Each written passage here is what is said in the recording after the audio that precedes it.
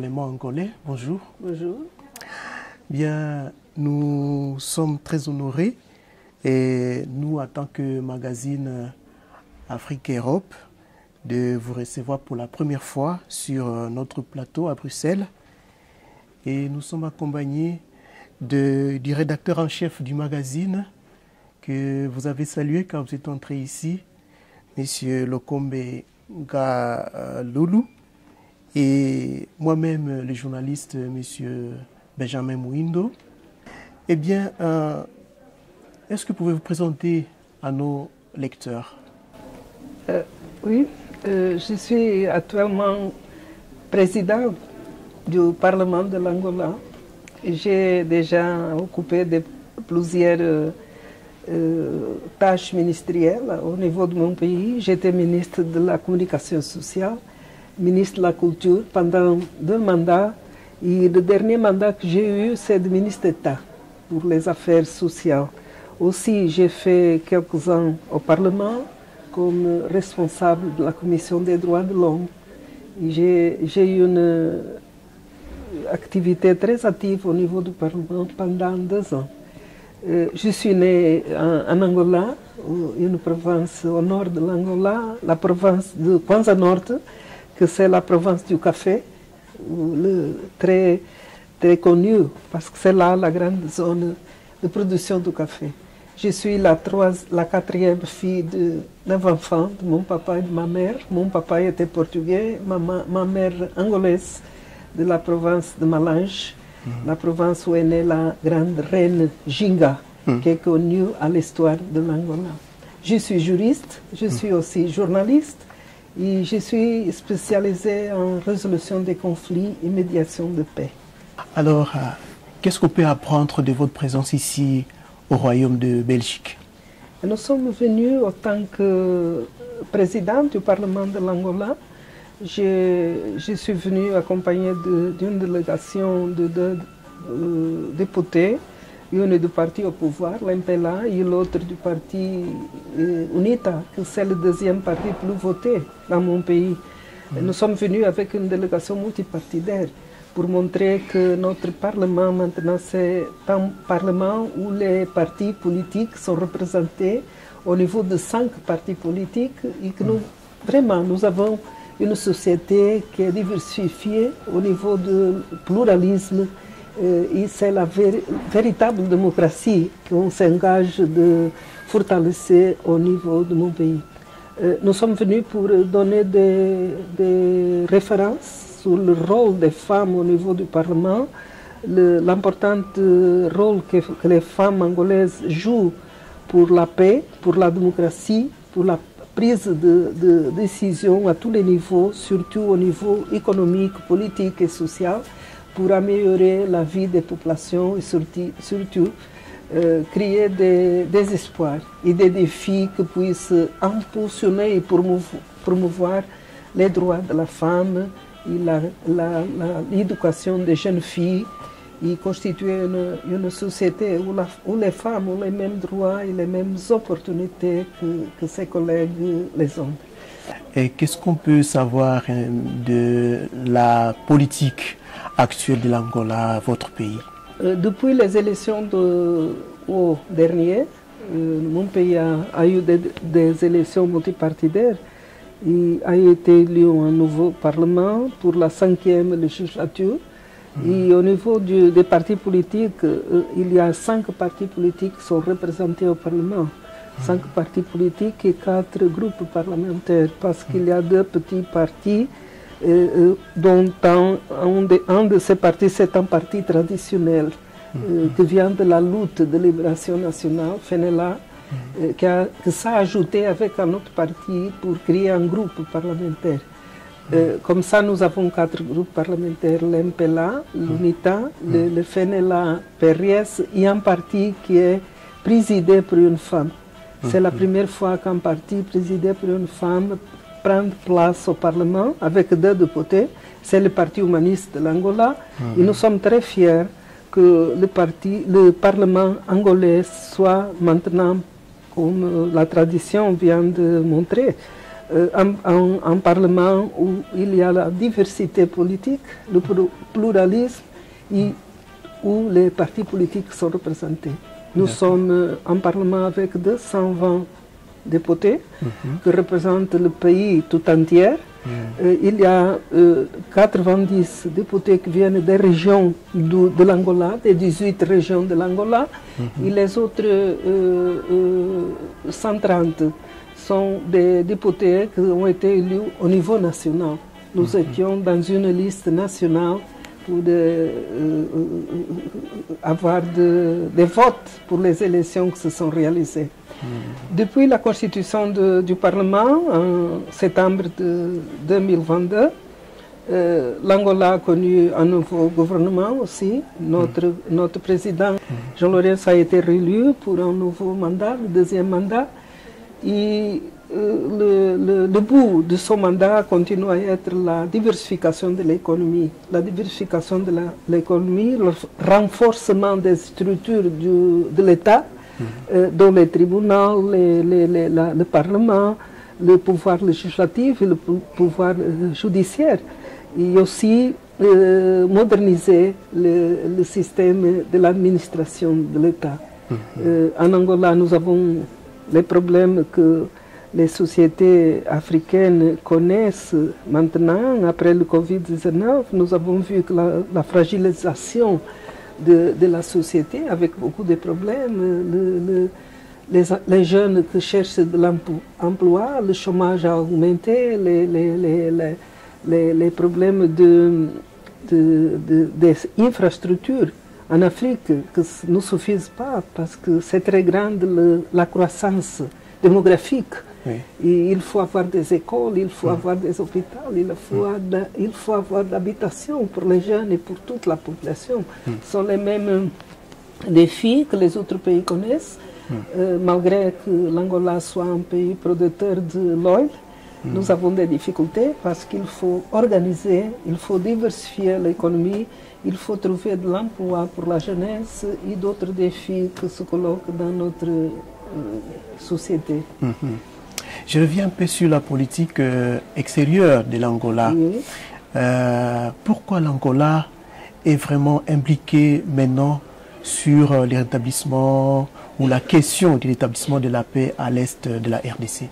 Vous savez que l'Angola a une frontière, la plus grande frontière que nous avons, c'est avec la RDC, la République démocratique du Congo. Nous sommes un grand pays avec 1 400 270 km². Oui. Et nous avons une frontière très ouverte pour l'immigration, surtout l'immigration illégale. Nous avons des réfugiés de la République démocratique du Congo qui sont dans les champs de réfugiés au l'est de l'Angola. Et nous pensons que la paix dans la RDC, c'est une condition pour la paix en Angola. Et tout le conflit que nous avons dans la région des Grands Lacs, c'est une menace à notre paix et la stabilité à la région. Notre président Jean-Laurent, a été nommé comme le champion de la paix au niveau de l'Union africaine.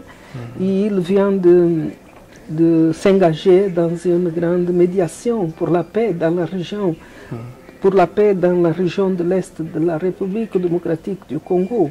C'est pour ça que l'Angola reçoit souvent des sommets des chefs d'État qui viennent à l'Angola pour discuter quel est le rôle que chaque pays doit avoir pour établir la sécurité, la paix, le dialogue et la compréhension entre les pays de la région.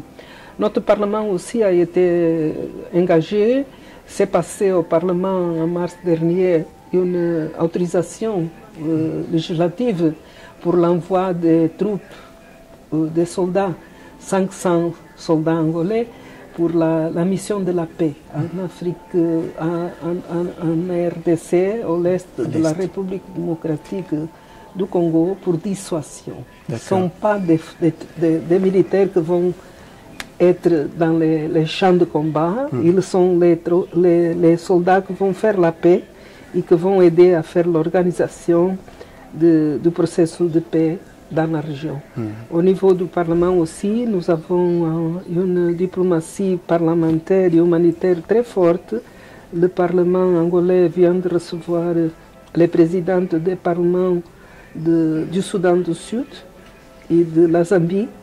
Et avec nos collègues, nous avons discuté beaucoup quel est le rôle que les femmes puissent jouer pour la paix dans la région, pour la compréhension, pour la médiation et pour le dialogue, de façon que nous puissions défendre et protéger les enfants, les familles qui sont victimes des viols et aussi d'autres crimes qui attentent contre les droits fondamentaux de l'homme et des femmes en particulier.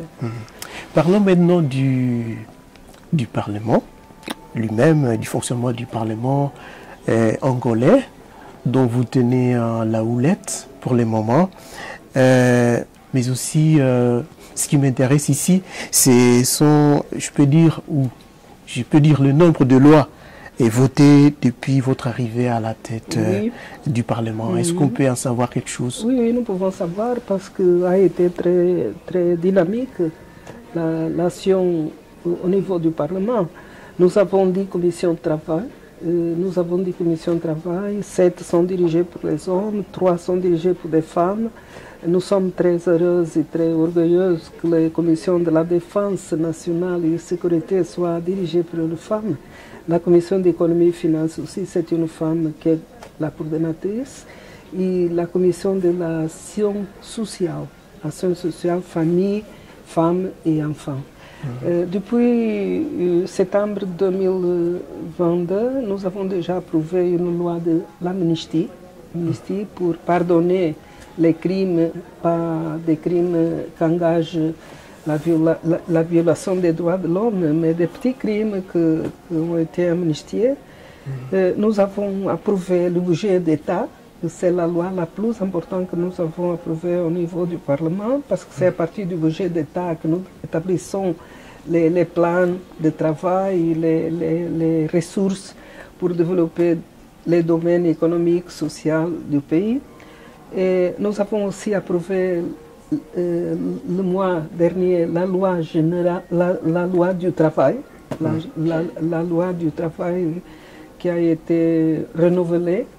C'est une nouvelle loi que défendre plus les droits des travailleurs et aussi donne plus de stabilité aux femmes, surtout la protection sociale, les femmes comme mères, la femme comme travailleuse. Nous avons d'autres lois qui sont des lois qui concernent l'activité économique du pays, surtout les autorisations fiscales et économiques pour le développement et la protection des zones pétrolières. Et maintenant, nous travaillons pour voir comment nous devons établir des normes juridiques qui puissent défendre l'environnement, ayant en compte les changements climatiques et le rôle que nous devons avoir au niveau de l'éducation pour l'environnement et la protection des zones de l'eau, où il y a l'eau, la faune, la protection de l'environnement au niveau national. Et maintenant, quel est l'état de santé de l'économie de votre pays, mais aussi l'état de santé de la vie sociale de votre pays? Et nous sommes engagés à augmenter le numéro des hôpitaux de spécialité, aussi d'avoir plus des écoles pour les enfants de tous les niveaux. C'est grand l'investissement que le président Jean Lourenço fait au niveau du pays, au niveau de la distribution du budget d'État pour la reconstruction du pays, pour l'amélioration de la vie des populations. Nous avons beaucoup d'hôpitaux de référence, nous avons augmenté le réseau hospitalier au niveau de tout le pays, surtout au niveau de la protection et l'assistance aux enfants et au niveau maternel. Nous avons des campagnes de vaccination au niveau de tout le pays. Nous avons commencé à travailler et à faire des recherches pour avoir une industrie pharmaceutique. Et nous pensons que nous devons sortir de la dépendance du pétrole. Nous sommes tournés pour l'industrialisation du pays.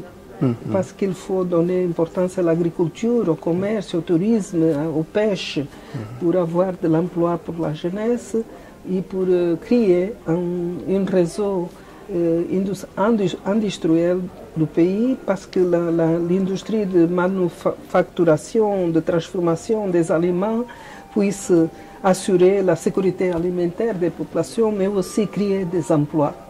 Et pourtant, nous sommes une économie qui bouge, parce qu'après Covid, comme les autres pays, nous avons connu une crise très grande. Et maintenant, il faut quand même restructurer, organiser et créer d'autres opportunités pour tout le monde. Avant votre mot de la fin, j'ai une question de curiosité. Est-ce que vous pensez que pendant le moment vous accordez comme à la tête du Parlement de votre pays, vous aurez eu à réaliser, je peux dire, vos rêves ou tout ce que vous avez comme ambition, ou bien il faudra que vous puissiez encore revenir, qu'on reconduise le mandat que vous avez à la tête de ce Parlement? Je suis engagée à travailler pour mon pays, travailler pour mon peuple. J'ai un programme de travail, j'ai quelques défis que je pense que je dois réaliser pour que je puisse contribuer pour un Parlement solide, pour renforcer le rôle du Parlement au niveau de la politique nationale et surtout que le Parlement soit le miroir de la démocratie chez nous.